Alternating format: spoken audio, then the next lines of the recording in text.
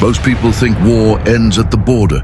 They see the maps, the air raids, the troop movements, and the diplomatic stalemates on the news and think, that's happening over there. But history tells a different story. Every bullet fired, every drone launched, and every trade route blocked has a secondary target: your bank account. In 2026, we are witnessing the opening of a financial front. Between the closure of the Strait of Hormuz and the rising tide of Trumpflation, the ledger of the average household is being bled dry. Today, we're looking at the historical blueprint of wartime economics, why your coffee and your mortgage are suddenly combatants, and most importantly, how you can defend your wealth when the world is on fire. Let's talk about the number that dictates your life right now: $120. That's the price of a barrel of Brent crude as of this morning. Why does that matter if you don't even drive a gas guzzler? Because oil isn't just fuel, it's the blood of the global ledger. When the Strait of Hormuz, the world's most important energy choke point, closed earlier this year, it didn't just stop tankers.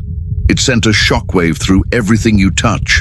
That plastic bottle, made from petroleum, the fertilizer used for your morning cereal, gas-dependent, the truck that delivered your Amazon package, running on $5 a gallon diesel. This is supply shock inflation.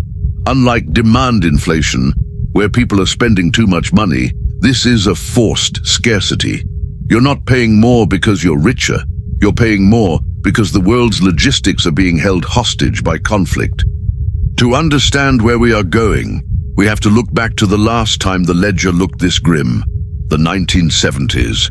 In 1973, the Yom Kippur War led to an OPEC oil embargo. In an instant, energy prices quadrupled. The world entered a period known as stagflation. It is the monster under the bed for economists. Stagnant growth mixed with high inflation. Sound familiar? In February 2026, the US economy reported a loss of over 90,000 jobs, yet prices for essentials continued to climb. This is the double whammy. In a normal recession, prices usually drop because people stop buying. But in a war-driven stagflation, you lose your job and your bread gets more expensive. In the 1970s, the only way the ledger was balanced was through radical, painful measures.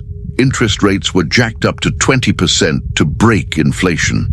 Today, we're seeing the echoes. Mortgage rates have hit 19-month highs, and the dream of rate cuts in 2026 has evaporated, the lesson from the 1970s. Those who sat on cash lost 50% of their purchasing power in a decade. Those who held hard assets were the only ones who survived the ledger's correction. But there's a new variable in the 2026 ledger: protectionism. The current administration's America First tariffs, specifically the 50% tax on imported steel and aluminum, were designed to protect domestic jobs. But in a time of war, these tariffs act like an accelerant on a fire. When you combine high energy costs with high import taxes, you get cost-push inflation. Every car, every appliance, and every piece of construction equipment becomes a luxury item. It's the ultimate irony of the 2026 ledger. We are trying to build a fortress around the economy, but we're accidentally trapping the inflation inside with us. So how do you protect your personal ledger when the global one is in chaos? History provides three main pillars. 1. Fixed rate security. If you are sitting on a variable rate loan or mortgage in 2026, you are exposed to the war premium. Locking in rates now, even if they seem high, protects you from a Volcker-style spike if inflation hits double digits. 2. The flight to quality. In the 1970s, gold went from $35 to $800. In 2026, we are seeing a similar flight to safety. When currencies are being debased to pay for war debts, hard money tends to retain its value. 3. Defensive sectoring. Conflict creates winners and losers. Technology and discretionary spending, like Netflix or new iPhones, tend to struggle. Energy, defense, and basic commodities tend to follow the war ledger upward. War is the ultimate auditor. It reveals exactly how fragile our global systems really are.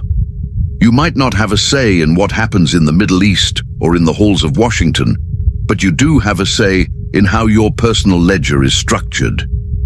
History shows us that the peace treaty always comes eventually, but the financial scars of conflict last for a generation. Are you hedging against Trumpflation, or are you betting that this is just a temporary blip? Let me know in the comments how the 2026 price hikes are affecting your neck of the woods. And if you want to understand the forces that build and break empires, make sure to subscribe to History's Ledger. Until next time, keep your eyes on the numbers.